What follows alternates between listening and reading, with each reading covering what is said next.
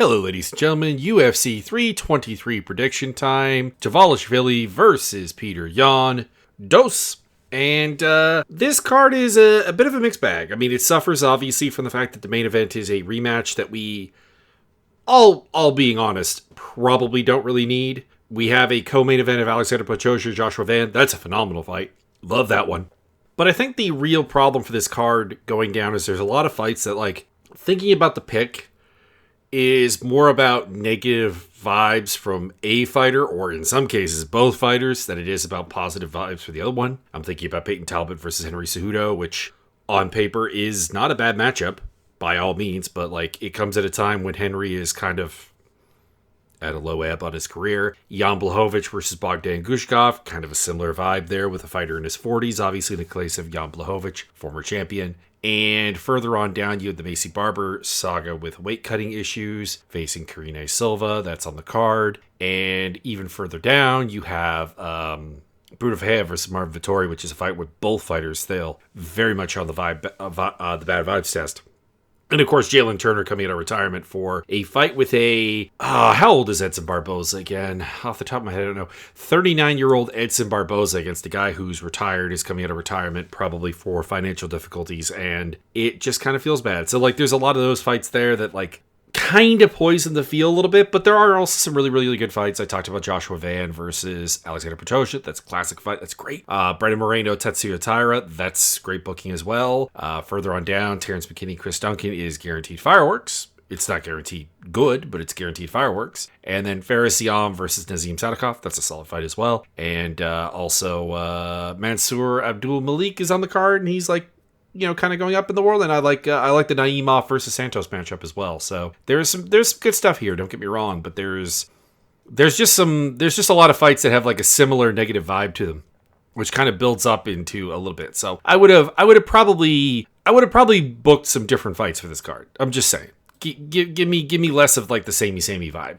Anyways, let's talk real quick about the quick disclaimer here. Going to be talking about fight advice. I'm going to be talking about what I think is going to happen. Going to be talking about betting odds. Going to be talking about what I'm doing for betting. All of this should be taken in the context that betting on MMA is a volatile, to say the least, experience, particularly with the like fight fixing and fight injuries that we tend to end up with in the sport. It's something you should not be out there going, yeah, I'm going to put down 20 grand on this fight. No, don't do that. Do not do that to yourself. Please, for the love of God, don't do that.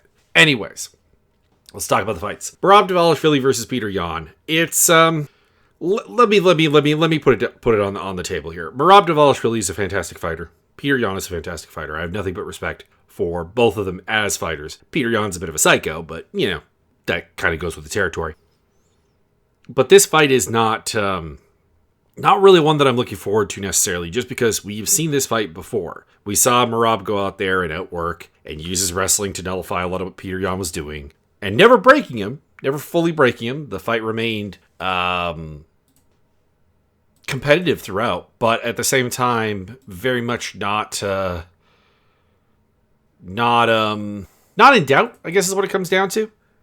Like, at the end of the day, it's Merab Dvalishvili winning all 5 rounds and putting on a record-setting takedown attempt performance with very little success on the takedowns necessarily, went 11 for 49, but at the same time getting enough takedowns to make it work, and just kind of nullifying whatever Peter Yan could do. Like, Peter Yan's most effective round in that fight was rounds 2 and 4, where he landed 21 strikes. That's not enough at bantamweight in a nutshell. And the problem is I don't really think enough has changed. Yan has fought and won 3 fights since. He has definitely, I think, earned the title shot, because there's no one really getting robbed here. Like, that's kind of why I was like really, really hoping for Mario Bautista to beat Umar Nurmagomedov, or for Yadong Song to beat Peter Yan when they fought, was to get a new body in there against Merab.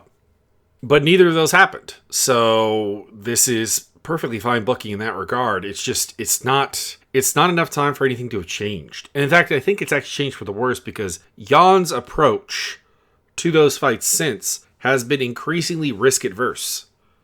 And as a result, it's 3 decision wins against guys who do not present the round winning or decision winning capabilities of Merab Dvalishvili. And I don't really know how you would even prepare for that. Don't get me wrong, Yan is a Smart fight IQ fighter. He makes good adjustments during fights. I don't want to say he ever comes in with a good game plan, though, because he's notorious for losing the first round of basically every fight, getting his reads. And that's the problem, is if you're going to let Merab start gaining momentum like that, he's just going to win. There's a puncher's chance, obviously. Merab is, while he is an improving striker, particularly on the defensive end, he's harder to hit now. He still is hittable, and presumably he still is crackable. But that's about the only thing I could see Jan do. Like, Jan's wins have historically involved winning, or at the very least going 50-50 in wrestling exchanges. And he just doesn't have that ability here. And that's what kind of kills the fight. Jan is a fantastic fighter, and I usually look forward to every fight he has. But I had a incredibly bad feeling the first time they fought that Peter Yan really didn't have answers. And it turned out I was right. I have that same feeling here. That same gut reaction. And with the footage to prove it, that Merab can go out there and just do Merab things. Now, in that way, that doesn't really make this any different than the Corey Sandhagen fight. And it doesn't even really make this much different than the Umar Nurmagomedov fight, which I had the same feeling for. But, yeah, it just kind of makes it a bit dull. So, yeah, Merab by decision, because he couldn't finish him the first time. And I don't think that there's an easy way to finish Peter Yan. He's super durable, and he's grappling savvy and so on. Like, yeah, I see this going the full distance. But it's the full distance of, like, fairly dominant display for Merab. So, Merab by decision. He's a pretty large favorite at minus 400 to minus 480, plus 300, plus 350 on Yan. I'd still bet on Merab at those odds. He'll probably be part of my parlay. And we go on to the co-main event, which is Alexandre Pantoja versus Joshua Van.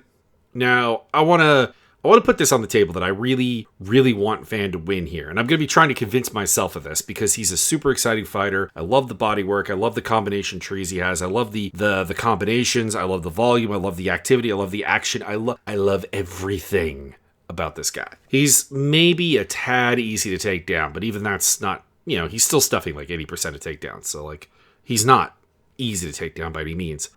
But it has to be said that basically every opponent of his has actually taken him down at some point. And they are not Alexander Pantoja in terms of scrambling. I mean, I guess Brandon Royval was, but Brandon Royval is one of the few that did not take him down. And that's a reflection of Brandon Royval just not being any kind of takedown artist. Like one of those weird guys who the best part of his game is probably the grappling, but at the same time, it's not something he ever really looks to do. Like, he didn't even try a takedown. It was like a pure kickboxing game. I think it was actually crapped on by Demetrius Johnson for being not an MMA fight, but rather a kickboxing fight. So you got to go with Pantoja here. We haven't seen Pantoja be particularly chinny. We haven't seen Pantoja be a guy who can be shut out of the wrestling domain very easily at all. And like I said, while Yan is an excellent outside striker, a good game planner, a good adaptive fighter, someone who gets stronger as the fight goes on, a lot of the time he doesn't have a reach advantage here to work with, which means Pantoja should be able to find his way into takedown range. And like I said, there's not been a lot of like completely shutting down the takedowns from Joshua Van. So I've got Pantoja, I've got him to take the takedown, take the back, get the rear naked choke at some point in this fight, or win a decision. But I'll go with the submission. But I'll be cheering for Van. This is one of those cases where like I do actually kind of hope to be wrong because Van is super, super interesting, and Pantoja is getting to the point where like age could just win out because he's 35 years old. For those who do not know, there is not an example that I can think of a 35-year-old or older fighter winning retaining the belt at 125 to 155. That tends to be the end of the road. Now, Pantoja's last couple of fights have looked like some of his best work, so I don't think it is, but there is that chance. There is that looming specter that like submitting Kai Kara France with a pretty solid performance, and obviously Kai Asakura is kind of like hiding some things that allowed Steve Urseg to be quite competitive against him, Brandon Royval to be quite competitive against him. So, crossing fingers. Crossing fingers to be wrong on this pick. And odds-wise, it's minus 225 to minus 250 on the champ, and plus 175 to plus 205 on the challenger. Brandon Moreno versus Tetsuya Taira. This was a fight that I'm having a hard time with because if Brandon Moreno fights smart into his capabilities, he absolutely should win this fight. He's the better striker of the two. He works in volume. Taira's like technical form is perfectly fine on the feet. Like his punches look nice, but there's not a lot of volume. There's not a lot of combinations to him. It's a little bit one and done for my taste at flyweight. He's working on it. It's getting better, but it's still, at least as of his last fight, it's not there yet. So I would love to pick Moreno. I also think that Moreno's scrambling game is going to be enough because I mean we have seen Taira against exactly one like elite level scrambler, and that was Brandon Royval. And it was a fight that he lost. Royval was able to win a lot of exchanges against him, and even Alex Perez was before his knee exploded. And that really concerns me. It really, really concerns me. I mean, Taira is, how old is he now? Like 20, 25, 24? 25. He's a 25-year-old kid, so he can still get better. And he's doing the right things, I think, to develop. But so far in his career, there's just not a example of him beating somebody who can scramble as well as Moreno and strike as well as Moreno. And who can't be pacified in the way that Moreno probably cannot be done against, or at least not since Alexander Pantoja did it on The Ultimate Fighter back in 2016. That's a problem. So I am going to take Moreno, but he does fight remarkably dumb at times. His post James Krause career, post championship contending career, post quadrilogy with Davidson Figueiredo has been incredibly questionable and inconsistent, which makes me very, very worried. But I am going to pick him here, but there's a chance that he just looks bad, and Taira takes advantage.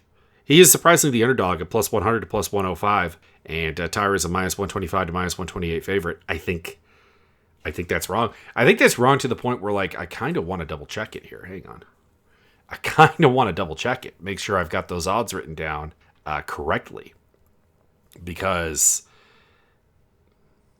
yeah, no, Moreno is the underdog. I don't understand that one. So Moreno by decision is the pick, riding the underdog here, and I'll be placing a bet on it. Henry Cejudo versus Peyton Talbot. Like I said earlier, this is a negative vibes fight. I want to make something quite clear. If Henry Cejudo comes out here looking like an Olympic wrestler, looking like prime Henry Cejudo, looking like he's willing to wrestle in a way that he has not done in some time, he can win this fight. Peyton Talbot is working on his defensive wrestling and closing down opportunities to get him to wrestle ever since the Ronnie Barcelos fight. Probably actually even before that. But the Ronnie Barcelos fight was, I think, a wake-up call for this kid, and his fight after that against Felipe Lima showed him getting taken down, but there was worlds better awareness of the problem and abilities to escape and to make things hard. Like, let's see here. Let me pull up the numbers here, shall we? He got taken down 3 times by Felipe Lima for just 3 minutes and 23 seconds of control time. That is a notable improvement to the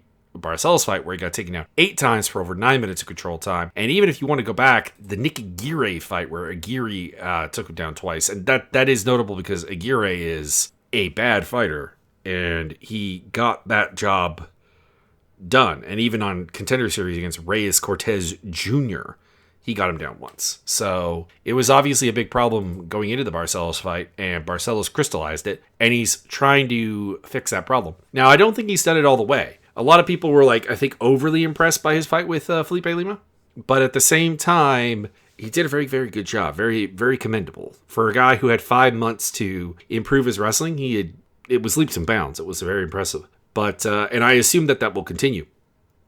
But at the end of the day, this fight is just determined by the fact that we have not seen dedicated wrestler Henry Cejudo since 2018. He likes to he'll get takedowns. He had takedowns against Aljamain Sterling, for example, and against Merab, but they were wrestling exchanges engaged in by his opponent that he counter-wrestled to top position in. He doesn't dedicatedly go for it anymore, and he's not a volume guy either. He's a pot shotter, a sniper, a sharpshooter. It's very, very weird. Which, I mean, I guess should be the case because even Henry Cejudo's wrestling career was really, really weird. So, I'm going to go with Peyton Talbot by decision to show off his continued improved defensive wrestling and overall developments. Hopefully, he can be a little bit more... Hopefully, he can bring back a little bit more dynamicism because his flow was very off against Lima. Like he's he's in well, it's not like he is in a development stage where he's changing what he is as a fighter, and it showed in the sort of lack of flow he had against Lima. So I'm hoping to see him do very, very well here and pick up a decision. But I would also like to see him win against Cejudo at his best. That would be phenomenal. But and the other thing about Cejudo is, of course, the retirement. Talking about retirement again, I don't trust that his heart is in it. Is like a huge part of this pick. So Talbot by decision, he is a minus 250 to minus 280 favorite. I would not bet on him at those odds. Plus 200 to plus 225 on Cejudo. Jan Blachowicz versus Bogdan Gushkov. So we just talked about one old man and I'm picking against him. Now we're going to talk about an old man that I am actually picking for. And part of this is that it's 205. 205 is a place where age means a lot less. And obviously the upcoming talent is not nearly as good as it is at bantamweight. And that basically is the reason. Blachowicz is not what he used to be. The Polish power is lessened. The ability to blitz is not really there. The danger is simmering at a very, very low level. And the cardio has always been a little bit chancy, a little bit questionable. But a couple things. He still has good kicks. He still has a good jab. He still has, by 205 standards, a decent takedown and grappling game. These are all things I don't really know if Gushkov can actually deal with. Because Gushkov's hot run here, and it is a nice little hot run, don't get me wrong, but his hot run here is beating Billy Elikana, Nikita Krylov, the ghost of Nikita Krylov, let's be real, Ryan Spawn, in the way that Ryan Spawn loses every fight, and Zach Pauka. And these are just not close. Like, the comparative fight is that fight against Volkan Oezdemir, where he got absolutely worked, he got taken down, he got shredded on the ground, and there's not really any indication that Jan Blachowicz cannot weaponize the ground game against him a little bit, and also weaponize the kicking game against him a little bit, and the jab game against him a little bit. So I'm going to go with Blachowicz by decision. It's kind of a reflection of my lack of faith in Bogdan Gushkov more than my faith in a 42-year-old Jan Blachowicz to actually do good things. And it's definitely not a fight I'm really looking forward to, because if Jan wins the way I'm thinking he wins, which is by decision, it's going to be kind of slow-paced and just not very good. It's going to be a lot of Gushkov just not really necessarily solving problems. And that's kind of about it. So yeah, Blachowicz by decision. He's a minus 115 to minus 138 favorite. Minus 105 to plus 110 on Gushkov. Grant Dawson versus Manuel Torres. Listen here, I hope Torres wins because Dawson is a painfully boring fighter a lot of the time. There's a lot of top control, smother, lay and pray, pillow, ground and pound, whatever insult you want to throw his way. He has really only one way to fight, and two ways. One way is where he actually finishes people with like submissions, and the other way is when he just stays on top. And I'm hoping he gets the submission here, is all I'm saying, because Torres makes a lot of bad decisions when it comes to positioning, footwork, over-aggression, wrestling defense, grappling decisions as well, and that's kind of got to go with Dawson at the end of the day. So I got Dawson by submission. He is a minus 225 to minus 250 favorite, plus 175 to plus 205 on Torres. I'll be putting Dawson as part of my parlay. Terrence McKinney versus Chris Duncan. It's a Terrence McKinney fight. Terrence McKinney can go out there and crush people, and then he could also crumble. And I'm going to pick him to crumble here against Duncan, because Duncan has been knocked out. You could say that he did get mauled by the aforementioned Manuel Torres. But I am going to take him to take McKinney's best shots and come out the other side with the victory here on this occasion. So, yeah. McKinney winning would not be shocking, would not be stunning, would not be anything. He is an immensely powerful physical fighter. It's just he crumbles when he doesn't get the finish. And Duncan resembles the guys who have rode out the storm and come out the other end to win the fight. So McKinney is the underdog at plus 100 to plus 120, minus 120 to minus 150 for Duncan. Both of those seem like reasonable betting lines. Macy Barber versus Karine Silva. Duncan by submission, but like TKO is also on the table. Like McKinney, it's just whatever McKinney gives him. Macy Barber versus Karine Silva. This is another one where I don't really trust Barber, because she's had an issue just making it to the cage. Basically battles with weight cutting, and assuming she has a good weight cut, and assuming that she is healthy, I don't really see how Silva beats her.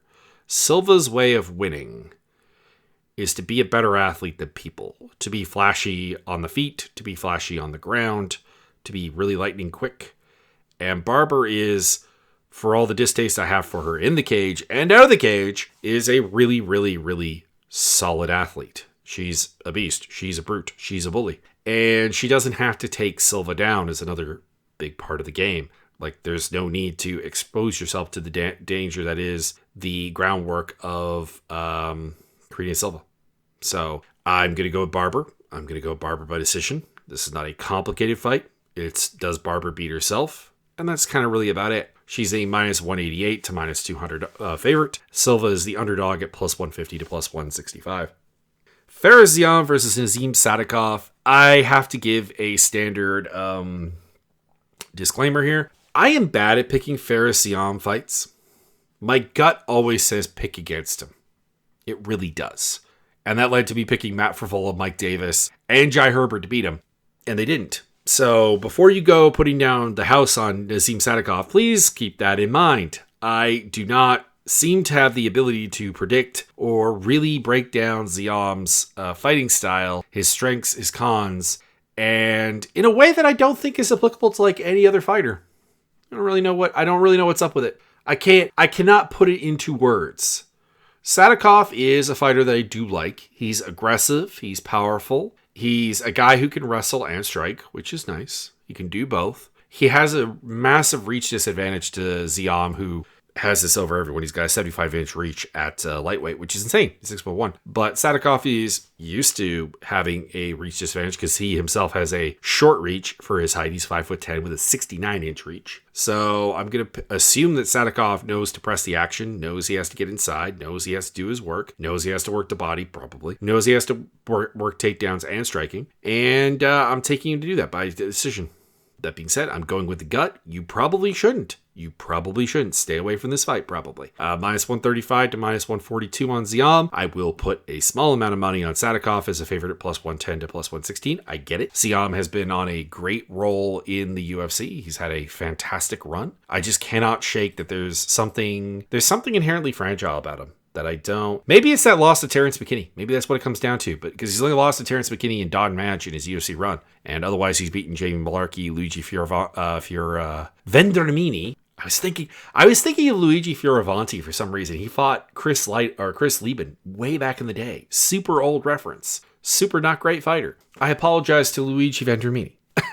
But Michelle Figlak, Jai Herbert, Claudio Puelles, Matt Frevola and Mike Davis. But I have to say that all of those guys are guys who have just serious limitations. In the case of Malarkey and Vendramini and Figlak, it's athleticism. In the case of Herbert, it's having a game that deals with anybody who actually can match his reach. With Puelles is a potentially good fighter, but like his actual game is dog crap. Like he literally relies on like falling to his knees takedowns to get things done. And he's on a 3-fight losing streak as a result. Like it's bad. It's really bad. Matt Frevola's run out of like durability, and Mike Davis doesn't like to fight, is what I'm convinced of. He likes to train. He likes the idea of mixed martial arts, but the actual fights themselves don't seem to actually gel with his personality. But yeah, so going with Sadikov, not recommending that you do at all. Marv Vettori and Bruno Ferreira. It is a disastrous piece of booking, and I do not know whoever suggested this and whoever okayed it. I forget if it's Sean Shelby or if it's Mick Maynard at the higher weight class. I think it's Shelby. I think it's Sean Shelby. They should really be raked over the coals for this, because I get we have Vettori on contract, and I understand that Vettori is a guy that we're using to build names, but use him to actually build names. Use him to build fighters that are actually going to do something. Bruno Ferreira is not going to do something at middleweight. He's 5'10". He's got the build of a welterweight, realistically speaking. And at the end of the day, he's not very good. He crushes people in the first round who are not very good. Like, I know he has that win over Gregory Rodriguez. That's like the exception, beating Hobocop. But Hobocop is like very, very vulnerable to getting countered the exact way he hellaciously countered him to get the stoppage. So even that's not that shocking. His only win that surprises me is Armin Petrosian. Otherwise, it's Phil Haas, who is sadly a durability problem. And then Dustin Stolfus and Jackson McVeigh, who are just not very good. just very unathletic. And you would think that means I'm picking Marvin Vettori really, really easily and all that. And I can't, because Marvin Vettori is fundamentally broken at this point because he doesn't want to be Marvin Vettori anymore. He changed out of King's MMA, which I'm not saying leaving a gym is a bad idea, but apparently they identified all the wrong things in the changeover for what was going wrong. And now he's fighting this match your volume kind of steal. Marvin Vettori's way of winning previously was get in there, land 3 punches per one, and let the volume do the talking, because he didn't have anything else, and he's under the impression he does. So I'm picking Vettori just because I don't see Fahea finishing him.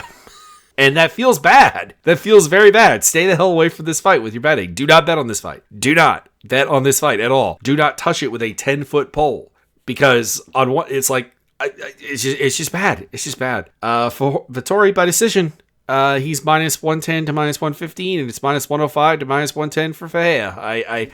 It's even money, and it should be, because this is an abomination of a fight. Edson Barboza versus Jalen Turner. This is just a pure vibes pick. Jalen Turner has been retired, air quotes, for 9 months when he comes into this fight. Now, to be clear, even shorter than that, because he has a training camp here as well. So he's probably retired for 4, maybe 5 months, and he's back now. And I don't trust guys who have been talking about retirement and clearly are back here because they need the money. And I think that's what we have here. Turner realized he didn't really have an exit plan. And as much as I don't want to pick a 39-year-old Edson Barboza who's losing his speed, his power, his dynamicism, his explosiveness, and is fighting a guy who is 6'3" and is huge and is powerful, I'm going to pick Barboza. But if Turner comes out and actually looks like he wants to be there and he's determined and he's ready to fight, he'll probably win this fight very, very easily. It's just I don't think that guy is here. I don't think that guy exists right now. That's it. Barboza is the underdog at plus 235 to plus 275. Totally get it. It's been a while since Edson Barboza looked what you would call good. I'm even blanking right now on what his last win was. Yeah, Sadiq Youssef in 2023. It's not a good feeling. Not good.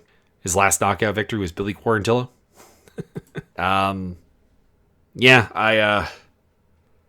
This is going to be a back-to-back, kind of dull area, just with guys I don't trust, and guys who I'm not really sure should be in there, in Turner and Vettori, and then and to be honest, Barboza even. Then we have a 205 fight, Ibo Aslan versus Io Baranevsky. I'm gonna take Baranevsky just because we haven't been shown his flaws yet. He's a first-round finish guy, can crusher for the most part, and he's a bit small for the weight class. I think 6 foot tall, 73.5-inch reach is going to be a bit of a problem to make his stuff happen. But he is clearly powerful, clearly fast, clearly has some counter ideas, and there's something there. And it might be very good. And he's undefeated. Whereas with Ibo Aslan, I think we've seen that there's not really a UFC level 205er there. He could hit really, really hard as well, but losing to Anton, or going to the third round with Anton Turkalj and then losing to Ion Kudalaba and Billy Alakana is not good, is what it comes down to. And the only guy Aslan has blown out of the water is, of course, the very blow out of the waterable Rafael Sequeira. So I'll go with Baranevsky, but I don't really know what to make of him or Ibo Aslan. Well, I know what to make of Ibo Aslan. It's just not very good. Aslan's plus 154 to plus 165, minus 192 to minus 200 for Baranevsky. I'm not going to bet on Baranevsky at that betting line, and I'm honestly not going to trust Ibo Aslan either. So, there you go. Mansour Abdul Malik versus Antonio Turkalj. This is a crush fight where, and the odds show it. This is a minus 1250 to minus 1408 fight to plus 600 to plus 800 on Turkalj. Abdul Malik is the pick here. He's got a good wrestling background. He's a powerful puncher. He's actually got some decent boxing ability. He has all the ingredients. Yes, the last fight with Cody Brundridge was not great, and I think that probably underlies the fact that he probably shouldn't be a minus 4-figure favorite, but he is a legit prospect. Turkalj is Just big. He's 6'5". He's got an 80-inch reach. And that's like the nicest thing I could say about him. I don't actually even know what is Tricoli supposed to be like good at, honestly. Like I don't even know. What's his most okay? So I guess it's chokes because he's got a bunch of anaconda chokes on it. He's got an anaconda choke, 2 arm triangles, and another undescribed submission. So I guess technically grappling, but I think really his key to victory is just be big. And yeah, Abdul Malik should be able to handle that. So there you go. That's a non-bet fight. I'm not betting on a minus 400 or a minus 4-figure favorite. That's just not happening. Muhammad Naimov versus Myron Santos will open up the card. And this one I feel like I'm missing something on because Santos is a minus 250 to minus 278 favorite and plus 200 to plus 215 on Naimov. I'm picking and betting on Naimov because the man is, there's nothing like super slick about his game. It's very brutish, like smash mouth, wrestle, boxer, grimy, clinch, cheating fighter, frankly. But Santos, I don't know. There's something about Santos that I don't really love. Well, there's a couple things. Number one, there's his like weight management that seems like very, very awkward. Like he's a guy who's like, yeah, I want to go up to like 155. You're 5'7", and you're not jacked. You're not stacked. What are we doing here? This isn't really going to work out well. He's back at 145 now. Got his win against Sadiq Youssef, but like it's the ghost of Sadiq Youssef in a really close fight with Francis Marshall. And I think if you have a really close fight with Francis Marshall, you're probably not going to beat Naimov. Naimov does have that random loss to Colin Anglem on Dana White Contender Series, which still does not make any sense. So I guess it's on the table. But yeah, I'm going to go with Naimov. I'm going to go with him to be aggressive, to push a pace, to mix wrestling and striking, and be grimy in the clinch. And I don't trust Santos to actually see his way through that. Like, it's just what it comes down to. Anyways, I hope everyone enjoys the fights. Check out the links to social media, video gaming stuff, and the Discord server down below on the link tree. And have a good day. Hopefully a better one than me, because I am I'll just leave it. I'm going through some medical stuff right now. Nothing life-threatening, nothing honestly like life-changing, but like for the next couple days, next couple weeks probably, I am going to be a very unhappy camper. We'll put it that way.